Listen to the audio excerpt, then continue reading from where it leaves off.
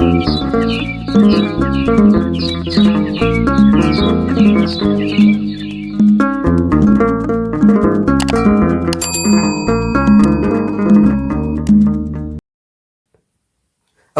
ምዕመናን ሀብታም ኢትዮጵያውያን የኢትዮጵያዊ ሀብታም የለም ባይዘው ሀብታም የሆነው ያከማቸነው ገንዘብ ከድሆች ከተሰደዱት ከነዚህ አስቀምጠን ነው ከልክለን ነው። ልብስ አለኝ ካልን ኢትዮጵያውያን ውሸታሞች ነን። ልብሳችን ለኢትዮጵያ ውስጥ ላሉ ድሆች ብንሰጠው አንድ አይተርፈንም። ምክንያቱም ሀገር ድሃ ሆኖ ሀብታም መሆን አይቻልም። ዛሷ የኛ የምንጮኸው እዚህ ሀገር ሆነን እና ጫማ አለን ብለን አሁን የምንቆጥረው ጫማችን ታች ያላችሁ ሰው ጫማ አለኝ ልብስ አለኝ የምንለው ከድሆች ከልክለን ነው። ታውቃላችሁ? እስኪ አውጡትና ለድሆች ኢትዮጵያ ውስጥ ላለ ድሃ ብትሰጡት ሀብታም ትሆናላችሁ? አትሆኑም። አሁን እኮ ከልክለን ነው ሀብታም ነን የምንለው፣ ቀምተን ከልክለን። ስለዚህ ውሸት ነው። ቅዱስ ባስልዮስ እንደነገረን ይሄን ነው። አራተኛ ማህበረሰብን ስለ ፍትህ ማስተማር የቤተ ክርስቲያን ኃላፊነት ነው። ስለ ፍትህ ህዝቡን ማስተማር አለብን። ጀስቲስ ፒስ እንዲመጣ ቤተ ክርስቲያን አጥብቃ ማስተማር መቻል አለባት። ሞራል ያለው ትውልድ እንዲኖር የማድረግ ኃላፊነት ነው። ይኸው ምን ይላል እዚህ በቲቶ ሐዋርያ ቅዱስ ጳውሎስ ለቲቶ ወደ ቲቶ በላከው መልእክቱ ላይ 1:7-9 ምን ይላል? ኤጲስቆጶስ እንደ እግዚአብሔር መጋቢ የማይነቀፍ ሊሆን ይገባዋልና የማይኮራ፣ የማይቆጣ፣ የማይሰክር፣ የማይጨቃጨቅ፣ ነውረኛ፣ ረብ የማይወድ ነገር ግን እንግዳ ተቀባይ፣ በጎ የሆነውን ነገር የሚወድ ማን? ኤጲስቆጶስ። ጠንቃቃ፣ ጻድቅ፣ ቅዱስ፣ ራሱን የሚገዛ ይሁን ይላል። ይሄ ብቻ አይደለም የሚለው ሕይወት በሚገኝበት ትምህርት ደግሞ ሊመክር ተቃዋሚዎቹንም ሊወቅስ ይችል ዘንድ እንደተማረው በታመነ ቃል ይጽና ይላል። ምን ይላል እዚህ ጋር? የሚመክር መሆን አለበት፣ ተቃዋሚዎችን መውቀስ የሚችል መሆን አለበት ይላል። ቤተ ክርስቲያን ላይ ተቃውሞ ቤተ ክርስቲያንን የሚቃወም ማንኛውም መንግስትም ሊሆን ይችላል ማንኛውም አካል ሲመጣ ተቃዋሚዎችን የመውቀስ ኃላፊነት ማህበርን ስለ ፍትህ ማስተማር የቤተ ክርስቲያን ድርሻ ነው። ፖለቲካ አይደለም። ይሄ መንግስት በህዝብ ላይ መከራና ሰቆቃ ሲያደርስ መንግስትን መውቀስ የሃይማኖት ድርሻ ነው። ዝም ማለት መለካዊነት፣ ባንዳነት፣ ፈሪነት፣ ቦቅቧቃነት እንጂ ሃይማኖት አይደለም፣ ትዕግስት አይደለም።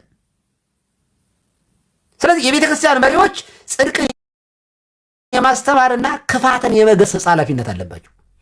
ቅዱስ ጴጥሮስ የሐዋርያት ሥራ ምዕራፍ 5:9 ከሰው ይልቅ ለእግዚአብሔር ልንታዘዝ ይገባል እምናለው ለሰው ይይሰንላሉ ለእግዚአብሔር። ስለዚህ መንግስት ኢፍትሐዊ በሆነ መንገድ ሲሰራ የቤተ ክርስቲያን መሪዎች ከሰው ስልጣን ይልቅ ለእግዚአብሔር ሕግ የእግዚአብሔርን ሕግ ማስቀደም አለባቸው። ቅዱስ ወይንም ደግሞ እኛ እንኳ ቅዱስ አንለው ያው እንደ ሊቅ ነው ኦገስቲን የሚቆጠረው በእኛ ቤተክርስቲያን ውስጥ እና ያለ ፍትህ ትልቅ ዘረፋ እንጂ መንግስታት ምንድን ናቸው ይላል። ሲቲ ኦፍ ጋድ ማን ነበር መጽሐፉ? ያ ሲቲ ኦፍ ጋድ የሚለው መጽሐፉ ላይ እንደምትመለከቱት ያለ ፍትህ ዘረፋ እንጂ መንግስታት ምንድን ናቸው? ዊዛውት ጀስቲስ ዋት አር ኪንግደምስ በት ግሬት ሮበሪስ። ዘራፊዎች ናቸው። ያለ ፍትህ መንግስታት ምንድን ናቸው? ሌባ ናቸው። ፍትህ ከሌላቸው መንግስታት ፍትህን የማያሰፍሩ ከሆነ ወንበዴዎች ናቸው፣ ሌቦች ናቸው ነው የሚለው ማን?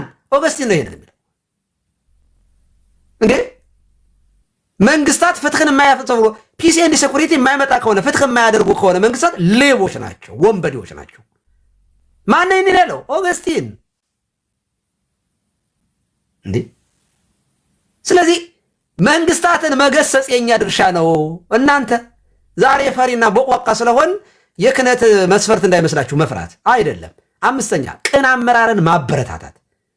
መንግስታት ጥሩ ሲሰሩ ማበረታታት። ለምሳሌ መጽሐፈ ምሳሌ 29 ቁጥር 2 ላይ ምን ይላል? ጻድቃን በበዙ ጊዜ ህዝብ ደስ ይለዋል፣ ኃጥአን በሰለጠኑ ጊዜ ግን ህዝብ ያለቅሳል ይላል። ህዝብ ያለቅሳል። አሁን ህዝብ እያለቀሰ አይደለ? ለምንድን ነው? ኃጥአን ሲሰለጥን ነዋ። ቀማኛ፣ ዘራፊ፣ ወንበዴ፣ ዘረኛ ሲሰለጥን ምን ይሆናል? ህዝብ ያለቅሳል። አሁን እየሆነ ያለው ኢትዮጵያ ውስጥ ማን ሰልጥኖ ነው? ወንበዴዎች ሰልጥነው፣ ዘረኞች ሰልጥነው፣ ገዳዮች ሰልጥነው። ህዝብ የሚያለቅሰው ለዚህ ነው። ጻድቃን ሲበዙስ ህዝብ ደስ ይለዋል። ምን ጥያቄ አለው? ፍትህና ርትዕን ያመጣሉ ጻድቃን የሆኑት እና ቤተ ክርስቲያን የህብረተሰቡን ደህንነት ለማረጋገጥ ፍትሃዊና ቅን አመራርን ማበረታታት አለባት። ይኸው ሮሜ 13 ላይ ያለውን ላምጣ። ገዢዎች ለክፉ አድራጊዎች እንጂ መልካም ለሚያደርጉ የሚያስፈሩ አይደሉምና ባለስልጣንን እንዳትፈራ ትወዳለህን ይላል። ባለስልጣን እንዳትፈራ ትወዳለህን? እሺ መልካምን አድርግ፣ ከእርሱ ምስጋና ይሆንልሃል። ይኸውላችሁ አብይ አህመድን አለመፍራት የሚቻለው እውነተኛ ካህን ከሆንን ነው። እውነተኛ ጳጳስ የሆነ ሰው ባለስልጣናትን አይፈራም። ለምን? ቢሞት ዋስትና አለው በእግዚአብሔር ዘንድ። መልካምን አድርግ። መልካምን አድርግ ማለት ነው ባለስልጣናት መጥፎ ነገር ሲያደርጉ እውነተኛውን መልካሙን ነገር ማድረግ። ምን ብሎ ኖ ይሄ ትክክል አይደለም፣ ይሄ መልካም ነው፣ ይሄ ጽድቅ ነው፣ ይሄ ኃጢአት ነው ብሎ መልካሙን አድርግ። ከእርሱም ምን ይሆንላል? ምስጋና ይሆንላል። መንግስታት እንደዚህ የምታረግ ከሆነ ያመሰግኑሃል። አንዳንዴ መንግስታት እኮ ወደውም አይደለም እንዲህ ገዳይ የሚሆኑት፣ የሚያስተምራቸውም እያጡ ነው። ደፍሮ የሚመክራቸው እያጡ ነው። ቅድም አምብሮስን አላያችሁትም? ደፍሮ ቢገስጹ አብይ አህመድን ይሄ ትክክል አይደለም የሚሉ አባቶች ቢኖሩ እርግጠኛ ነኝ አብይ አህመድ ጦርነትን ማድረግ እንደ ሆቢ ሆኖ ነው ብዬ አላምንም። እና መንግስታት ራሱ ያከብሩሃል። እንደ አቡነ ሽኖዳ የግብፅ ባለስልጣናት የሚፈሩትና የሚያከብሩ ሰው አልነበረም። አቡነ ሽኖዳ ባንዳ ስለሆኑ አይደለም፣ እውነተኛ አባት ስለነበሩ የግብፅ ባለስልጣናት ታሽቆጥቁጠው ነበር የሚያከብሯቸው። ለምን? መልካም ስለሚያደርጉ ነው። መልካም ስለሚያደርጉ ነው። ለመልካም ነገር ስለዚህ ቅን አመራርን ማበረታታት ለመልካም ነገር ለአንተ ለእግዚአብሔር አገልጋይ ነውና። ኦኬ እሺ፣ በከንቱ ግን ሰይፍ አይታጠቅምና ክፉ ብታደርግ ፍራ። ለዚህ ነው የምንደነግጠው። ዘረኛ ቄስ ከሆንክ ትፈራለህ እንዴ? ባለፈው እኮ እንዲህ ስታረጉ አልነበረም አይደል ያላችሁ? ጠቅላይ ሚኒስትሩ ሰብስቦ ጳጳሳቱ ቁጣውን ለማሳየት ክፉ አድራጊውን የሚበቀል የእግዚአብሔር አገልጋይ ነውና እግዚአብሔር እየቀጣን ነው። በማን? በጠቅላይ ሚኒስትሩ በኩል እየቀጣን ነው። ለምን? ታማኝ አገልጋዮች አይደለንም። ናቀን እግዚአብሔር።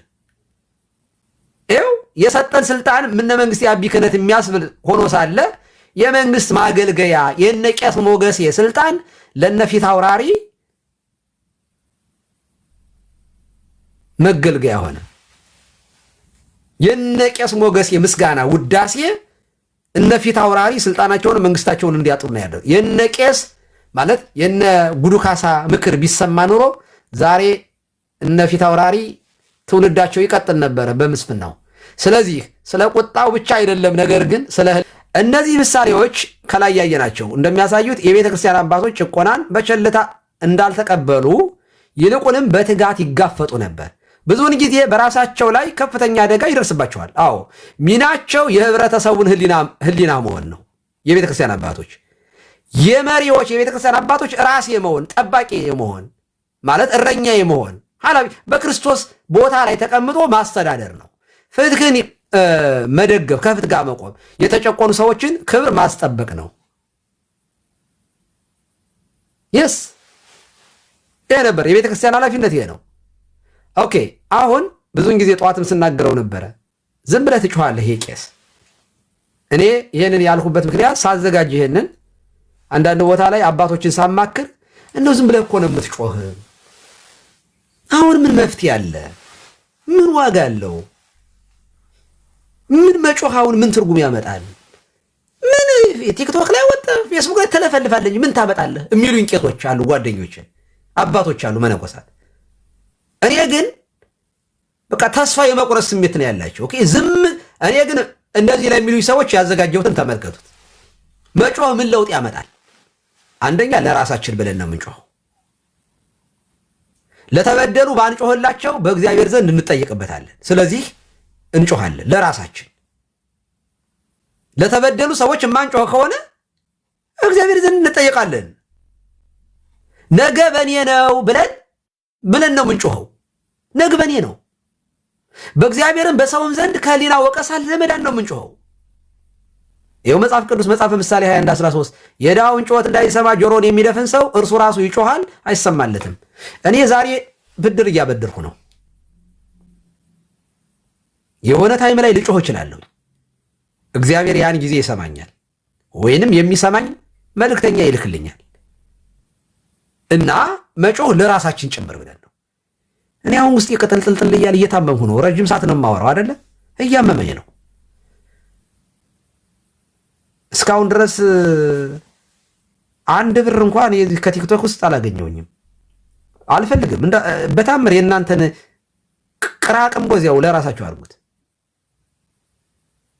እንኳን አይደለም ቲክቶክ ላይ መጥቼ ንስሐ ልጆችን ልጠይቅ ሂጄ እንኳ በኪስ የገንዘብ መቀበል ቄስ አይደለሁ።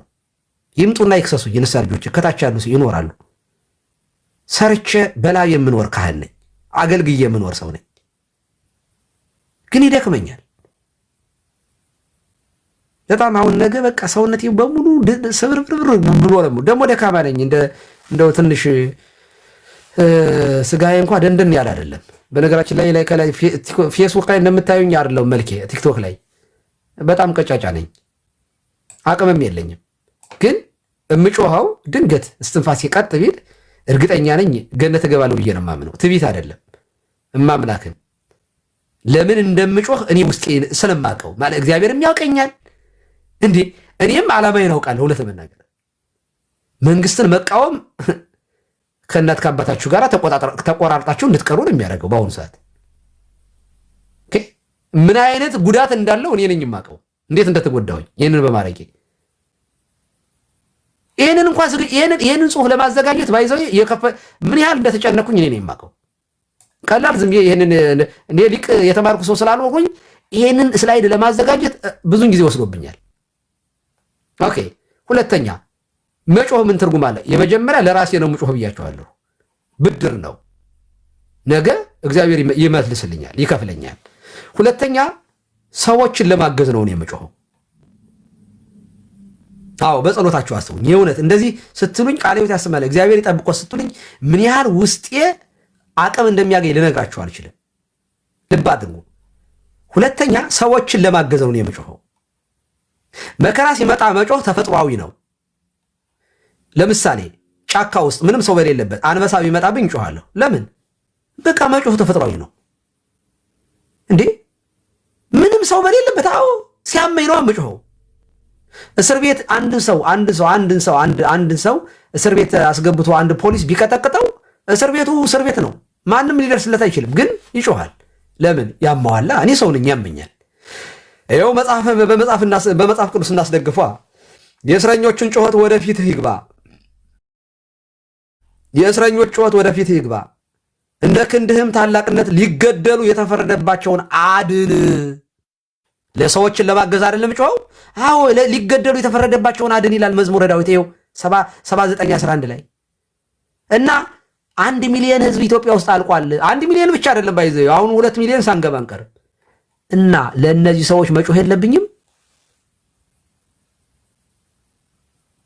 እንዴ? እኔ በዚህ ዘመን ያልጮህን መቼ ልንጮህ ነው ታዲያ? በእኔ ዘመን ለነበሩ ሰዎች ያልጮህኩት ዮዲት ጉዲት ግራኛ ይመድ እያልኩኝ የነበረ ታሪክ ላይ ስንፈራፈር በሌለውበት የኔ ድርሻ የዚህ ዘመን እኔ የምወቀሰው በዮዲት ጉዲት ጊዜ ለምን አልጮህክም ተብዬ አይደለም። በአፄ ምኒልክ ጊዜ እንደዚህ ያለ ነገር ተጓሎ ነበር ተብዬ አይደለም የምጠየቀው። እኔ በእኔ ዘመን በእኔ ትውልድ በእኔ ኃላፊነት ባልተወጣሁት ነገር ነው የምጠየቀው። ሰዎችን ማገዝ አለብኝ። የኔ ክህነት እንጨት ማሰሪያ አይደለም።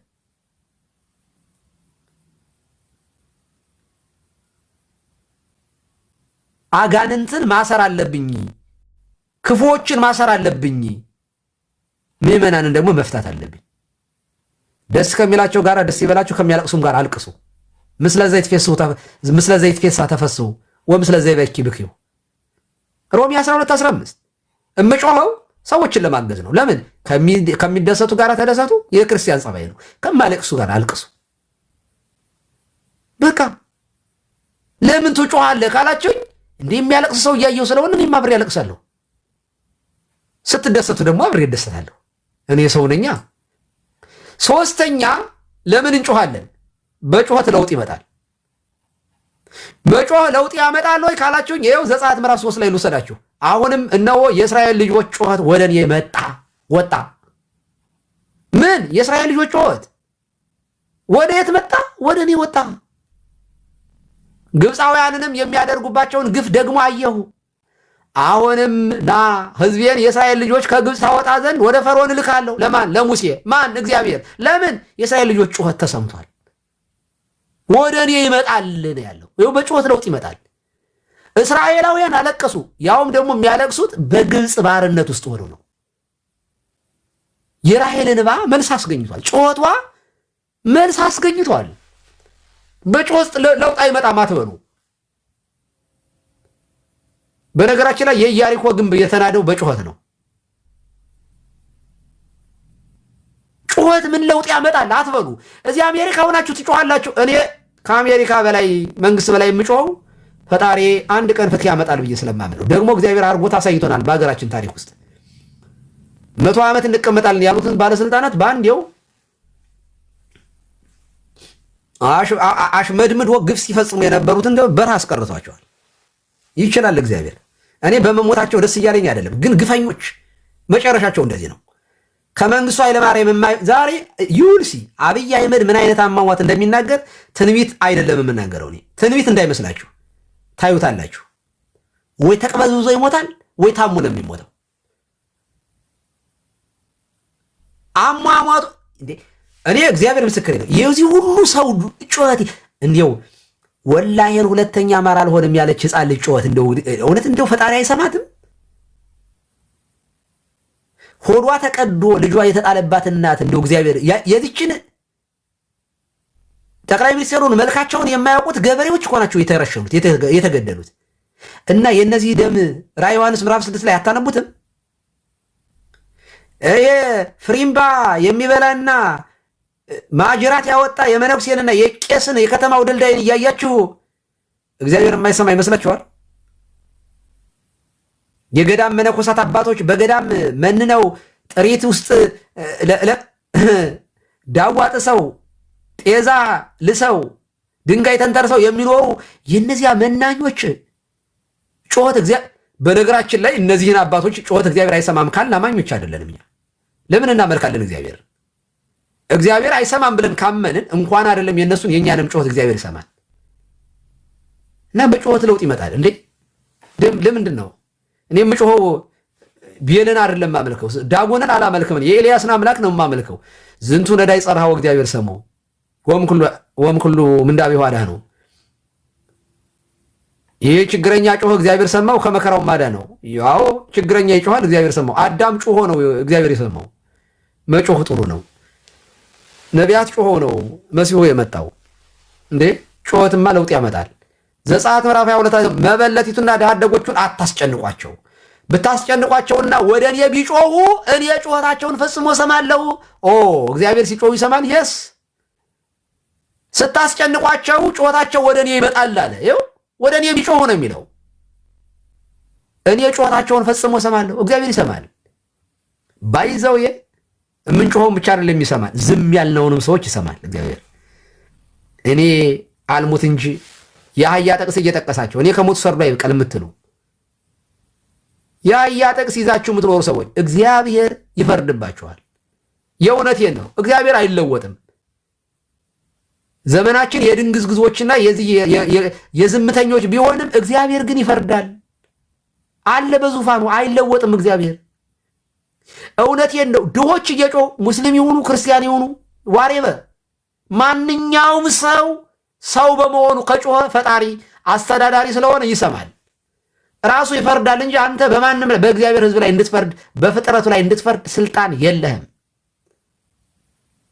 እግዚአብሔር የፈጠረውን ፍጥረት እንድትገል እግዚአብሔር አይፈቅድልህም። ፍጥረቱ የሱ ነው። ደሙን የሚያፈስሰው እርሱን እግዚአብሔር ደሙን ያፈሰዋል ይላል መጽሐፍ።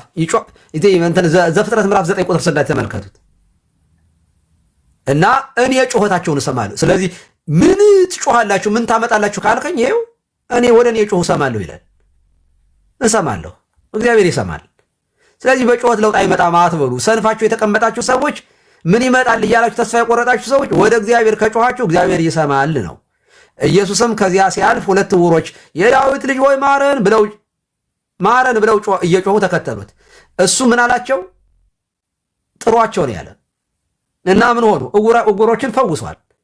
የዳዊት ልጅ ማረኝ ብለው በመጮኻቸው ዛሬም የዳዊት ልጅ ማረን ኢየሱስ ብንለው ይሰማናል። መጽሐፍም ወይሰምዐነ እለ እንበለ ኑፋቄ ንፄውኦ ተብሎ ተጽፏል። ሐዋርያው ቅዱስ ዮሐንስ ይህንን ይላል። ኪዳናችንም ጸሎታችን እንደ ፈቃዱ ምንለምነው ይሰማናል፣ ወይንም ያለ መጠራጠር ምንለምነው ይሰማናል። ዛሬም የዳዊት ልጅ ሆይ ማረን ብንለው ይምረናል እግዚአብሔር። ክርስቶስ ዛሬም ይሰማል አለ፣ በዙፋኑ በአባቱ ቀኝ አለ፣ ይሰማል። እግዚአብሔር ሰሚ አምላክ ነው፣ ዳጎን አይደለም። አታስተካክሉት። ቤል አይደለም፣ ጣዖት አይደለም። እግዚአብሔር እርሱ ሰሚ ነው። እግዚአብሔር ያውም ደግሞ ያለ ማንኳኳት ይሰማል። እግዚአብሔር የልብን ምክር እግዚአብሔር ይሰማል። አትሊስት የልባችንን ናፍቆት ለእግዚአብሔር እንስጠው እና ይህንን ብናደርግ መልካም ነው። ከዚያ በተረፈ ይህንን ሰዎቹ ጠርተውኝ ቤተ ክርስቲያን ሕዝብ በመንግስት ላይ ጭቆና ሲያደርስ የቤተ ክርስቲያን ድርሻ ምንድን ነው ተብዬ የሆነ ቦታ ተጋብዤ ለዚያ ያዘጋጀሁት ነው እና መጮህ ብቻ ግን አይደለም። ምን ማድረግ አለ? መደራጀትና መተባበር ያስፈልጋል። የወንድማማቾች መለያየት አጋዦችን ለስደት ይዳርጋል።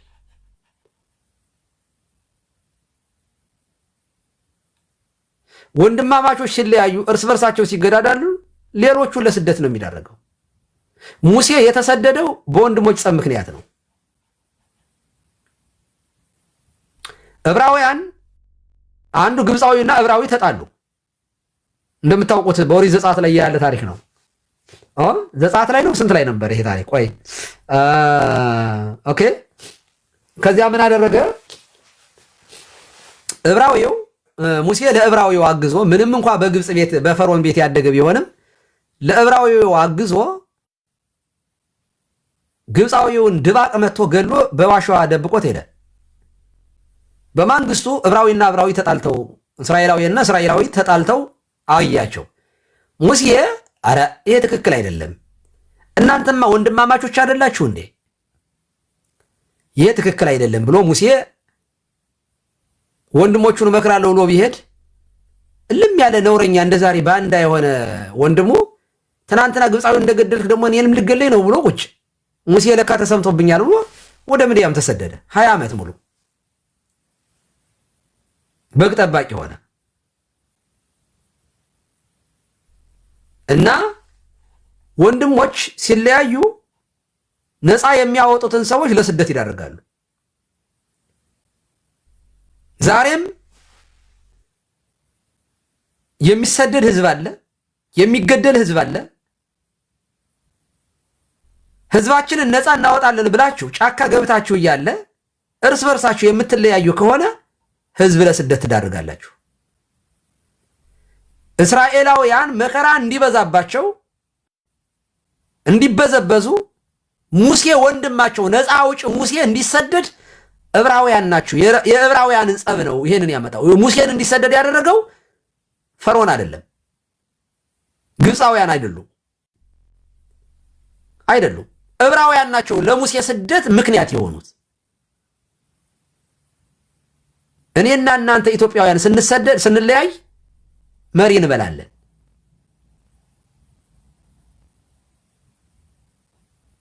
መለያየት የለብንም።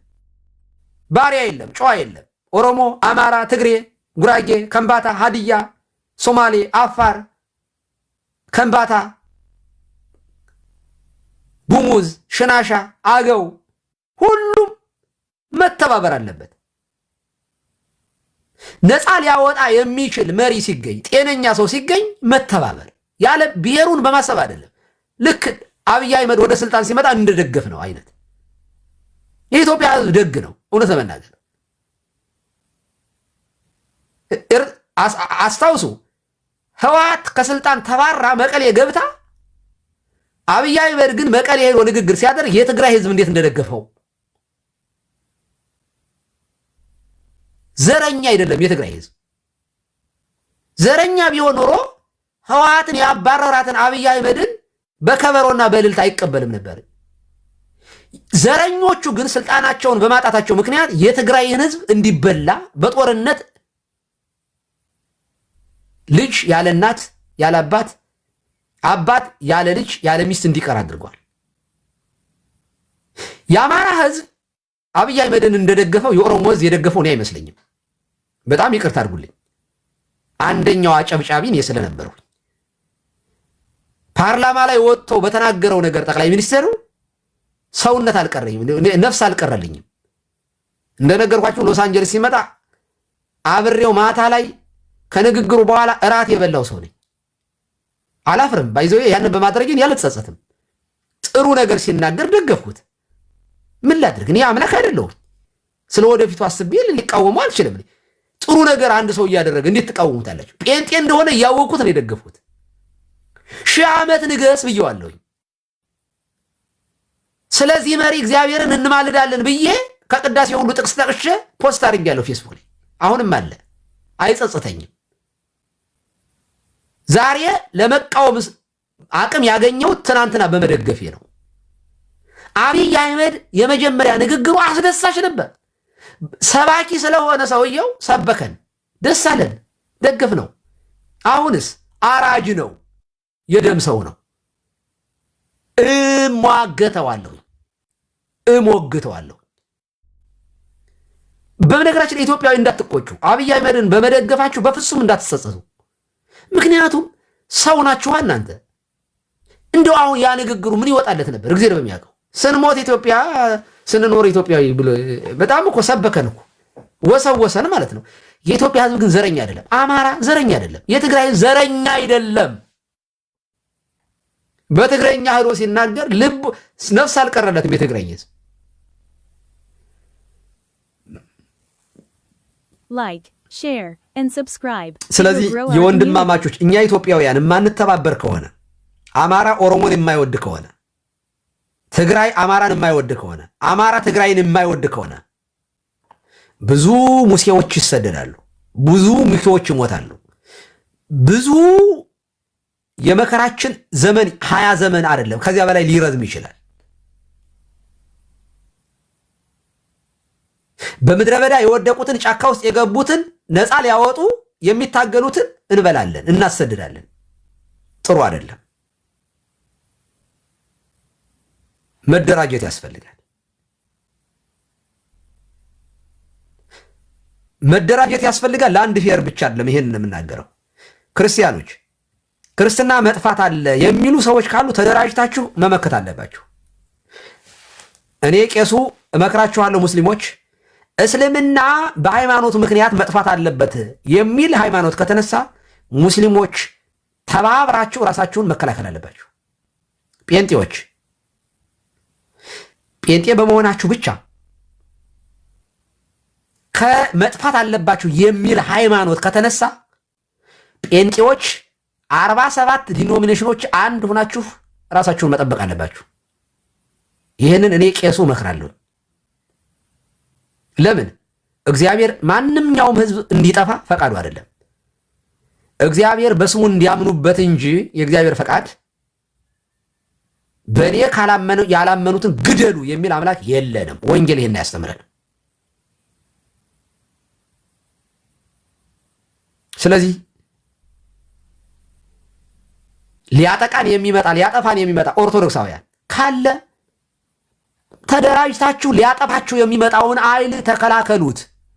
ባይዘው ስትደራጁ በጦር አይደለም። ስትደራጁ ገና ጦር የያዘው ይፈራችኋል። መደራጀታችሁ ብቻ መንቃታችሁ ብቻ ያስበረግገዋል። ስለዚህ ተከባብረን እንኖራለን። መደራጀት አስፈላጊ ነው። በሁለተኛውም ቀን ወጣ። ሁለቱም የዕብራውያን ሰዎች ሲጣሉ አየ። አየው እዚሁ ላይ ያለ ለካ ረስቸው። ከዚያ አየ። በዳዩንም ለምን ባልንጀራን ትመታዋለህ አለው። ያም በእኛ ላይ አንተን አለቃ ወይስ ዳኛ ማን አደረገህ? ወይስ ግብፃዊውን እንደገደልከው ልትገድለን ትሻለህን አለው። ሙሴም በእውነት ይህ ነገር ታውቋል ብሎ ፈራ፣ ተሰደደ። እነ ሙሴን እያሳቀቃችሁ የምታሰድዱ ለእናንተ ምክር ወንድማማች ናችሁ ብሎ የሚሰብካችሁን ቄስ የምትሰድቡ፣ አንድነት ይኑረን፣ ህብረት ይኑረን፣ እንጠናከር፣ እንበረታታ በማለታችን ፖለቲካ 100 ጊዜ ለምን አትለኝም? ክህነት የያዝኩት አንተን ላገለግል አይደለ ማለት ያንተን ድምፅ ሰምቼ ላገለግል ሳይሆን የእግዚአብሔርን ድምፅ ሰምቼ ላገለግል ነው ቄስ የሆንኩት። የተመረጥኩት በመንፈስ ቅዱስ እንጂ በአንተ እጅ ብልጭ አይደለም። ተማርኩኝ፣ አገልጋይ መሆን ፈለግኩኝ፣ ወላጆችን ፈቅደው ለቤተ ክርስቲያን ሰጡኝ። እግዚአብሔር መንፈስ ቅዱስ ለአገልግሎት ሾመኝ። ዛሴት የማገለግለው እግዚአብሔርን ነው። አንተ ተንጫጫህ አልተንጫጫህ ምንም ምናርሎ ለሰብ ይሰነላሉ ለእግዚአብሔር ይሄ ነው። ስለዚህ ኢትዮጵያውያን ወደ ራሳችሁ ቀልብ ተመለሱ። ይብቃችሁ መገዳደል፣ ይብቃ። መብቃት አለበት፣ መቆም አለበት። ሰርተን ነው መለወጥ የምንችለው። ተባብረን ነው መኖር። ጎረቤት ኮሽ ሲል ጎረቤት ሲታማ ለእኔ ብለህ ስማ።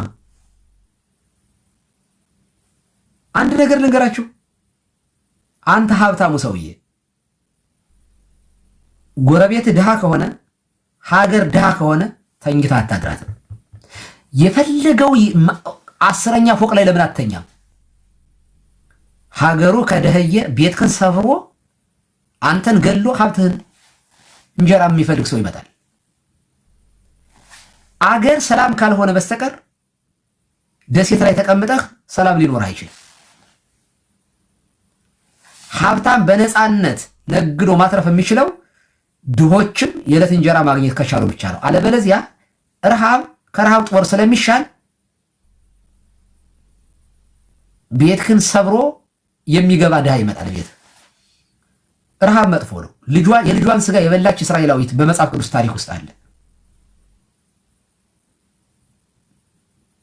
እንደ ሀገር ሰላም ካልሆነ ጎረቤትና ጎረቤት ሰላም ካላደረ በታመር ሰላም ሊኖር አይችልም። ሰላም ለአንድ አካባቢ የሚሰጥ ነገር አይደለም። እኔ ኦርቶዶክሱ በሰላም በነፃነት እንዳመልክ ሙስሊሞቹም ጴንጤዎቹም ሰላም ማግኘት አለባቸው። በዚህ ዓለም ላይ እስካለን ድረስ አብረን ነው የምንኖረው። አይኖ በጣም እንዳስረዘምኩ ይገባኛል፣ ግን 8 ዓመታችን ነው ፈውስ ከራቀን። ቆም ብለን መጠየቅ ካቆምን 8 ዓመታችን ነው። ባለስልጣናት ገዳይነታችሁን አቁሙ። እናንተ አይምሯችሁ ጨቂቶ ደንድኖ ፈርዖናዊ ልብ ገዝታችኋል። የማትመለሱ ከሆነ ግን እግዚአብሔር ይቀጣችኋል። ሩቅ አይደለም የምንጠቅስላችሁ። ከእናንተ በፊት የነበሩትን መሪዎችን ቁጠሯቸው። እግዚአብሔር የሕዝብን ጸሎት የሕዝብን ጩኸት ይሰማል። የድሆችን ጩኸት ይሰማል። ዙፋኑን እየነቀነቀው ነው። አሁን ለመገልበጥ አይደለም፣ ፍትክን ፍለጋ ነው። ከሚደርስባችሁ መከራና ስቃይ የተነሳ እናንተ ባለስልጣናት ዋይ ዋይ በሉ፣ አልቅሱ። እናንተ የገደላችኋቸው ሰዎች ነፍሳቸውን ከስጋቸውን የለያችኋቸው፣ ከእግዚአብሔር ግን ልትለዩአቸው አትችሉም። እናንተ ግን ደም አፍሳሽ በመሆናችሁ ለዘላለሙ ከእግዚአብሔር ተለያይታችኋል። መግደልን አቁማችሁ ራሳችሁን ለፍትህ አዘጋጅታችሁ ንስሐ ገብታችሁ ስልጣናችሁን ለህዝብ ካልሰጣችሁ እናንተ ባለስልጣናት እድላችሁ የመንግስቱ ኃይለማርያም ነው የሚሆነው። ባይዞ የመንግስቱ ኃይለማርያም እድልም አታገኙትም፣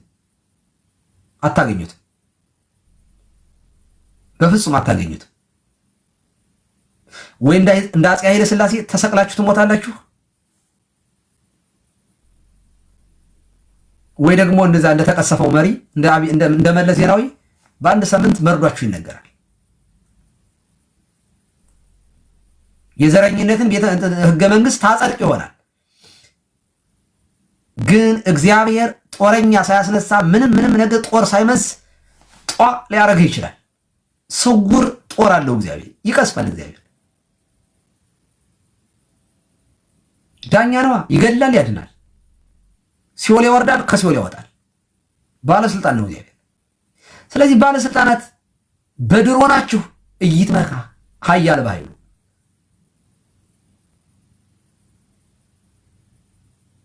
ይድን ንጉስ በብዛት ሰራዊት ተብሎ ተጻፈ። በሰራዊት ብዛት ንጉስ አይድንም። 9 ሱሪ ምን ያስጥልም ይባላል። የድሮን መዓት ልታዘንብ ትችላለህ? በፍጹም ስልጣን በድሮን አይጸናም። እግዚአብሔር ዙፋንህን ከነቀነቀው አንተ ነፋስ ነህ፣ በአንዴ ነው የምትጠፋው፣ ብን ነው የምትለው። እግዚአብሔር የድሆችን ጩኸት ይሰማል፣ ጽዋህ ይሞላል። ነገር ግን አወዳደቅ ከመክፋቱ በፊት አንተ ባለስልጣን ንስሐ ግባ፣ ስልጣንን ለህዝብ አስረክብ፣ ፍትህ እንዲመጣ፣ አንድነት እንዲመጣ፣ ሰላም እንዲመጣ አድርግ። ይህንን ካላደረክ ግን ሞትህ ፈርዖናዊ ሄሮድሳዊ ተቀስፈህ ፈርዖናዊ ተሰጥመህ ናቡከደነጾራዊ ሳርግጠህ ነው የምትሞተው። ይህንን እናገራለሁ። እግዚአብሔር ይስጥልኝ። የተወሰነ አስተያየት ልቀበልና ከዛ እሸኛችኋለሁ። እሺ፣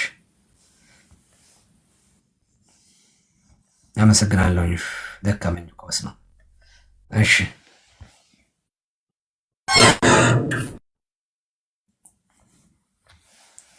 ሰላም አበጋዝ፣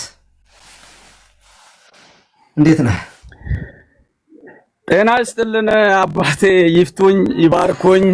እንዴት ኖት? ሰላም ነው? ደህና ነህ? እግዚአብሔር ይመስገን። አጋጣሚ ዛሬ እድል አግኝቻለሁ። ሰው ቤት ለመግባት ሁልጊዜ ሲገቡ ከታች ነው የሚከታተሉት። በእውነት ረጅም ዕድሜ ከጤናዎት ጋር አሟልቶ ይስጦት እላለሁኝ። ይሰማለው አባት? አዎ ትሰማለህ። ቀጥል። ጥያቄ? አመሰግናለሁ። አይ ምንም ጥያቄ፣ ምናልባት ቅድም በጣም ወሳኝ ሁልጊዜ በውስጤ የሚመላለስ ነገር ነውና ተናግሮ ያለፉት ነገር አለ። እሱ ምንድነው? ምናልባት በአንድም በሌላ ለኢትዮጵያውያን ለኛ የማይመች ስርዓት ዘርግቶ የሄዱ ሰዎች አሉ። ያ ማለት ዛሬ ስር ሰደው ለዚህ ዛሬ ለደረስንበት ደርሰናልና እሱን በማስወገድ ረገድ ምን ማድረግ አለብን በሚለው ላይ በደንብ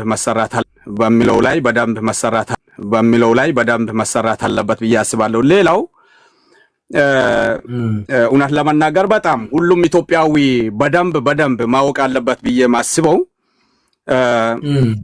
እኔ የሀዲያው ልጅ ወደ አማራ ክልል ተብሎ አሁን በተሰጠው በዛ ሀገራችን ኢትዮጵያ ቢትሆንም ግን አሁን ባለው ስርዓት ከፋፍሎ ሰጥቶናልና ወደዛ ሄጄ የሚሰራበት የትግራይ ህዝብም የፈለገበት በአራቱም አቅጣጫ እያንዳንዱ ኢትዮጵያዊ ዜጋ የፈለገበት ሄዶ የፈለገበት ነግዶ የሚገባበትና ሰርቶ የሚገባበት ስርዓት ለማምጣት ታዲያ ምንነሳበት ዛሬ አይደለም ወይ? ጨርሰን ሳንብላላ እንደው አላልቅ እና አሁን ያለው ነገር በጣም አሳሳቢ ጉዳይ ስለሆነ በጣም አስመሳይ ትውልድ ከንም ጭምር አስመሳይ ትውልድ በዛንበት ዘመን ነውና ይሄንን በምን አይነት ሲስተም በምን አይነት ሁኔታ መቀየር ይቻላል? በእውነት ያ ቅድም በቃ እኔ የመጨረሻ በውስጥ የሚመላለሰውን በአራቱም አቅጣጫ ጋምቤላው የፈለገበት፣ ኦሮሞ የፈለገበት፣ አማራው፣ ትግሬ፣ ሀዲያ፣ ከምባታ ሁሉም የፈለገበት ወዶ ፈቅደው ህብረት አፍርቶ አግብቶ የሚኖርበት ስርዓት ያቺ የምንናፍቅባት ያቺ ኢትዮጵያ የአንድነት ምልክቶች እንዲመጡ ምን ማድረግ አለብን ለሚለው ነው። በተረፈ እኔ እሱ ላይ ምንም የሚጨምረው ነገር የለም። ሁሉ ጊዜ እየተመሰጥኩ ነው ማውራው። ዛሬ አጋጣሚ እድል አግኝቼ ከሰው ጋር ቡራኬ ስላገኘው በጣም ደስ ብሎኛል። አሁንም ይፍቱኝ ይባርኩኝ እላለሁኝ። አባቴ ረጅም ዕድሜ ከጤናዎት ጋር እግዚአብሔር ይስጥልን። እውነተኛ ሰዎች አትደበቁ፣ ውጡልን። ለሀገር ለትውልድ ምንም የማይጨነቁ ሰዎች ናቸው ዛሬ ወሳኝ ቦታ ይዞ ያሉትና ይህንን ነው ማለት የምችለው። ቃላት አጥሮብኛል። እግዚአብሔር ይስጥልን አባቴ፣ ክበሩልኝ። ቴንኪው፣ አመሰግናለሁ። እንዳንተ ያሉትን እግዚአብሔር ያብዛ። ዘረኞችን የሚቃወም አንድነትን፣ ሰላምን የሚፈልግ አይምሮ ያላቸውን እንግዲህ እግዚአብሔር የሚጠቀመው እንደናንተ ያሉትን ነው። ከልብህ ከሆነ ልብን ስለሚመለከት እግዚአብሔር ያያል። ሰው ይፈልጋል። እውነት ያለ አድሎ ሁሉን በኩልነት የሚያይ ሰው እግዚአብሔር ይፈልጋል። ምክንያቱም የእግዚአብሔር ባህሪ እንደዚያ ስለሆነ ማለት ነው። እግዚአብሔር አያዳለም። እግዚአብሔር የፍትህ አምላክ ነው። እንደዚህ ያለ ቅን ልቦችን እግዚአብሔር ይፈልጋል። እኔ እንደውም ሰው አቶ የሆነ እግዚአብሔር ብዬ አስባለሁ። እና እንዴት ነው መውጣት የምንችለው ካልከኝ ይችን መጽሐፍ ታውቃታለህ? ይችን መጽሐፍ የባሩድ ኢትዮጵያ የባሩድ በርሜል ትላለች። ሮማን ማን ነው ስሙ? ሮማን ፕሮቻዝካ የሚባል ሰውዬ ነው የጻፈው። መቼ የተጻፈ መሰለ? በ1935 የተጻፈ ነው። በ1935 እንደ አውሮፓን አቆጣጠር ማለት ነው። ነጮቹ ናቸው የጻፉት። ተገርፈው በጦርነት የተባረሩ ሰዎች የጻፉት መጽሐፍ ነው። የመጽሐፍ ኢትዮጵያውያን በአድዋ ጊዜ ድል የተደረጉ በነገስታቱ ጊዜ ድል የተደረጉ ነጮች የጻፉት መጽሐፍ ነው። የመጽሐፍ አሁን ያለው ህገ መንግስት ከዚህ ነው የተቀዳው። ላሳይህ። ጥሩ ነው። እንደዚህ የሚያዳምጥ ትውልድ ሲመጣ ጥሩ ነው። ተመልከተው ይህን መጽሐፍ ይኸው። እና ይሄ በወቅቱ ጊዜ ተጽፎ በመላው ነጭ ሀገር በእንግሊዘኛ በመጽሔት ደረጃ የታተመ መጽሐፍ ነው። እና የሆነች ይችኛዋን ገጽ ስንት ላይ ገጽ 5 ላይ የአፍሪካ ስጋት ይላል። የአፍሪካ ስጋት የምትችለው ይችን ብቻ ላንብልህ። በኢትዮጵያ መንግስት አስተዳደር ላይ የሚታየው አሳዛኝ ጉድለት በሀገሪቱ የኢኮኖሚና የባህል እድገት ላይ እስካሁን ያሳደረው ተጽዕኖ ነው። ገዢው የአማራ ብሔር ለውጭ ኃይሎች ያለው ጥላቻ ለሁሉም የውጭ መንግስታትና ዜጎቻቸው አሳሳቢ ሆኗል ይላል። የማን መንግስት ይለዋል? ገዢው የአማራ ብሔር ለውጭ ኃይሎች ያለው ጥላቻ ለውጭ ኃይሎች። ምክንያቱም ጣሊያንን ገርፎ እንዳባረረ ጠላት ያውቀዋል። ይህን ህዝቡን ያውቀዋል ጠላት። ለውጭ ኃይሎች ነው የሚለው፣ ለኢትዮጵያውያን አይደለም። ያለው ጥላቻ ለሁሉም የውጭ መንግስታትና ይላል። ለሁሉም የውጭ መንግስታት እና ይህንን ለመንግስታት ለውጭ መንግስታት በሙሉ በእንግሊዝኛ የተላለፈ መልእክት ነው። አሳሳቢ ሆኗል ይላል። ኢትዮጵያ ለዓለም መንግስታት አሳሳቢ ነበረች።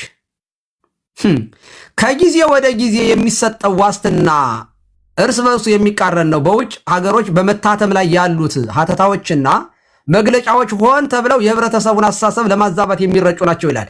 ለምን የኢትዮጵያ ነጭ አሸነፈች ምን እየተባለች ሲወራ ትክክል አይደለም። ይሄ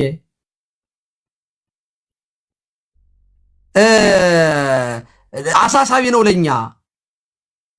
ኢትዮጵያውያን ልባቸው እኛን የመግዛት ነው። እንደው ያ መፈራት የታለ አሁን? እሺ በተቻለ መጠን ይላል። ከዚያ በተቻለ መጠን የውጭ ኃይላትን በማዳከምና ተስፋ በማስቆረጥ የውጭ ኃይላት የሚሉትን ይነሱን ነው ነጮቹ። በኢጣሊያ ባላደራነት በውጭ ኃይሎችና በኋላም በልባሙ ንጉስ ምን ይሉታል እነሱ? ዋይዝማን ይሉታል። እኛ ገርስ ጡት ቆራጭ የኛዎቹ የራሳችን ሰዎች እነሱ ምንድነው የሚሉ? ልባሙ ንጉስ ለሀገሬውና ለነጮች የለሙትንና የተደራጁትን የአውሮፓ ተቋማትን ለማጥፋት የተቃጣ አካሄድ ነው ይላል። አውሮፓውያን የነጭ ሀገሮችን ለማጥፋት ተቋማትን ለማጥፋት ነው።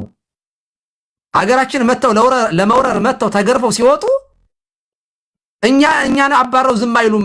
ሊመጡ ነው ወደኛ ነው። አቤት አቤት አቤት አቤት! የኢትዮጵያ ህዝቦችና ነገዶች ይላል። ተመልከቱት፣ በደንብ ስሙኝ።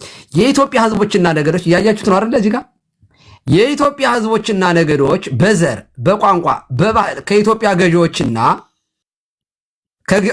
ገዢዎች ጋር ራስ በራስ የማስተዳደር መብት ተሰጥቷቸው ቢሆን ኖሮ ገና ድሮ የኢትዮጵያዊነት አስኳል ከውስጣቸው አውጥተው በጣሉ ነበር። እሺ የኢትዮጵያ ህዝቦች እነማን ናቸው? አማራ፣ ኦሮሞ፣ ትግራይ፣ ከምባታ፣ ሀዲያ። እነዚህ ህዝቦች በዘር እኔ አማራ ነኝ፣ እኔ ኦሮሞ ነኝ፣ እኔ ትግሬ ነኝ፣ በቋንቋ ኦሮሞኛ፣ አማርኛ፣ ትግረኛ፣ ሀዲያ፣ ከምባታ፣ ጉራጌ፣ አገው፣ በቋንቋ በባህል የኔ ከኢትዮጵያ ገዢዎች ጋር ራስ በራስ የማስተዳደር መብት ማለት አሁን ህገ መንግስቱ የአማራ ህገ መንግስት የራሱ አለው፣ የኦሮሞ የራሱ መንግስት አለው። አሁን ደብረጽዮን መግለጫ የሚሰጠው እኮ የራሱ ሀገር አርጓት ነው።